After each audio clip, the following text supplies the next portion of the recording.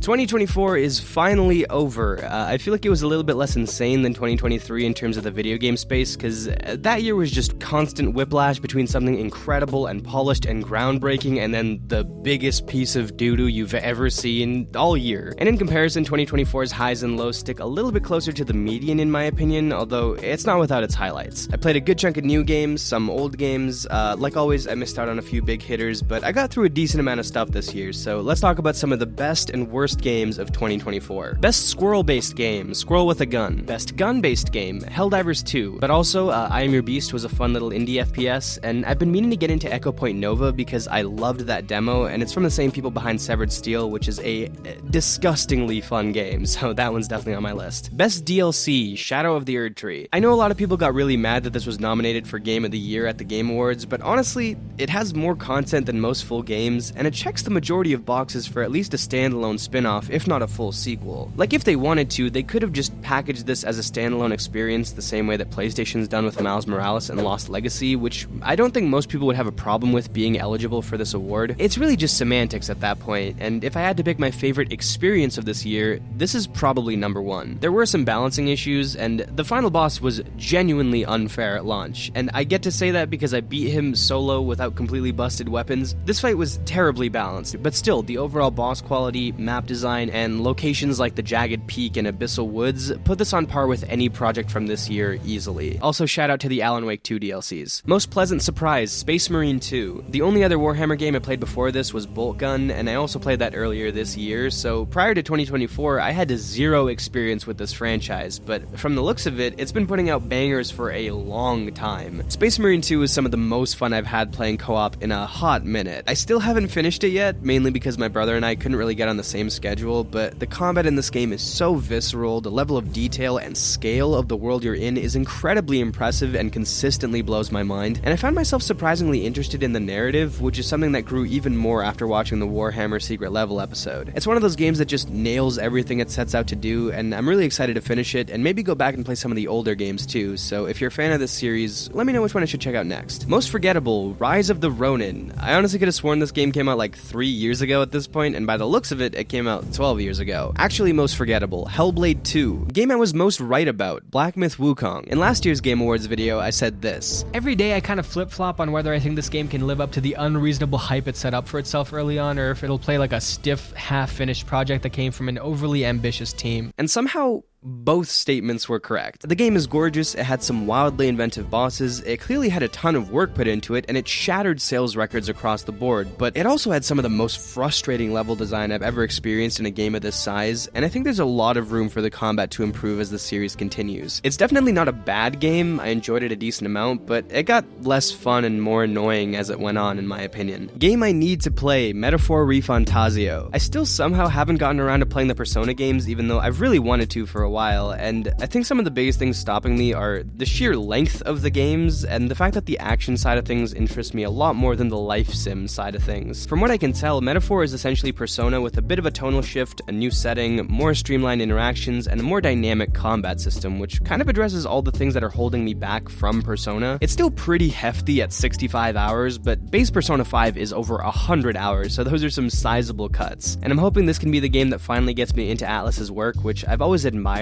but never dipped my toes into. Least released, Hollow Knight Silksong. Best game that kinda pissed me off sometimes, Nine Souls. Great game, great combat system, stellar boss design, great art, but everyone in this game speaks Japanese, and I found myself constantly lost and unsure where to go next, which hasn't happened to me in a Metroidvania in a long time. The game never really does a great job of funneling you naturally to the right places, and a lot of the time you have to pay attention to what the characters are saying to find your next point of interest, but there's way too much pointless dialogue to not want to spam skip your way through the conversations. And I get that that's kind of a me problem, also the fact that I would take long breaks between play sessions of this game definitely contributed to that, but I think it's also a bit of a design problem too. This game probably would have been in my top 3 games of the year if the exploration didn't get on my nerves the way it did. Best Game Awards, this year's. Good job, Jeffrey. Best Video, Nathan Zed's You'll Never Be Ready. A game that I refuse to play until it's fixed, Stalker 2. Considering the brutal circumstances that the dev team faced when making this game, I obviously forgive them for putting it out in kind of an unfinished state, which is also kind of Stalker's specialty, let's be honest, but I still can't bring myself to dive into it when there's potentially game-breaking bugs all over the place right now. It just looks so promising, and they seem to be making strides in improving it, so I think I'd be doing it a bit of a disservice playing through it right now. It does suck, because it's the exact kind of game I'm in the mood for at the moment, but guess I'll just have to replay Metro Exodus instead. Most anticipated, replaced.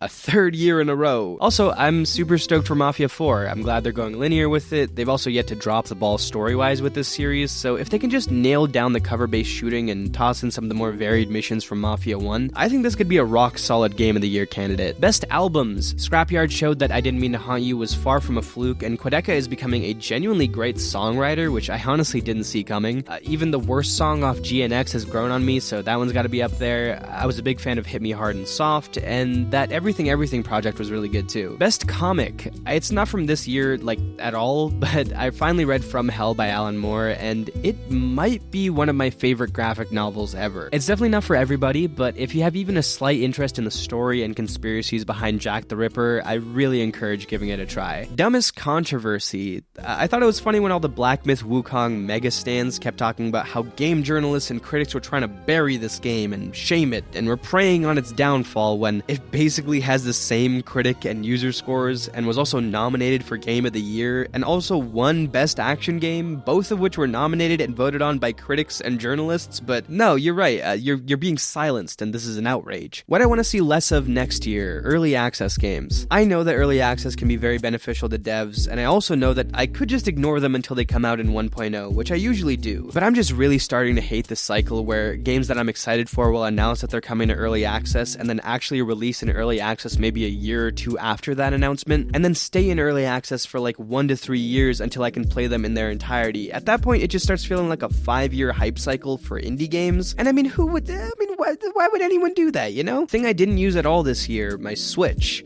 Just not a ton of big new Nintendo exclusives this year. None of the games from the last few years ever go on sale on the Nintendo Store, and the Steam Deck feels way better to play on the go. I'm really hoping that they can improve the form factor with the Switch 2, because other than a couple of weeks around the release of Tears of the Kingdom, this thing has been collecting dust for years. Worst game.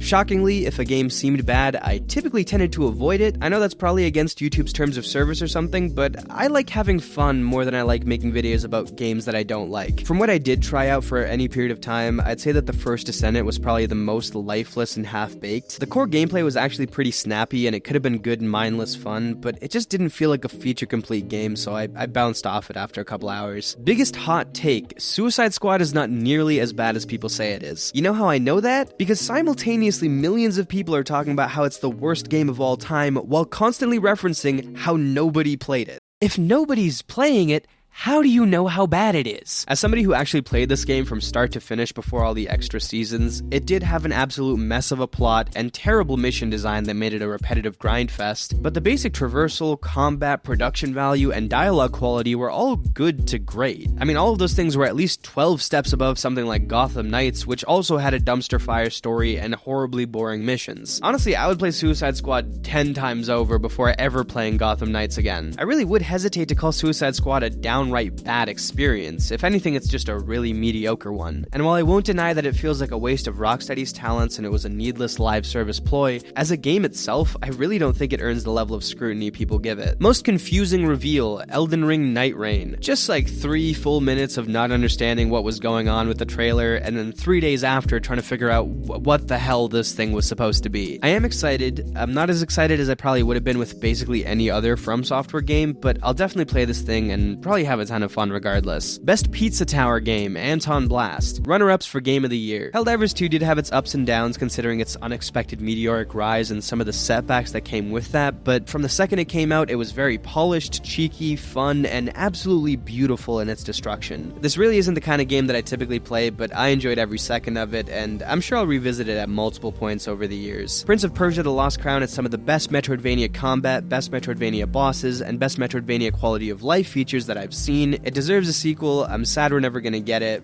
but the silver lining is this might lead to a killer Rayman project. And Animal Well is my favorite indie of the year. It absolutely nailed this serene, otherworldly atmosphere. It operates as essentially a puzzle game, but one that prioritizes immersion and small, unique interactions over anything too brain-busting. It's just a game that's really easy to live in for the 10 or so hours it takes to complete the game, and then however many extra hours you decide to spend exploring its many secrets. Actual game of the year, Astro Bot. I like the funny little robot. And finally, the best new IP goes to The Last of Us Part 2 Remaster.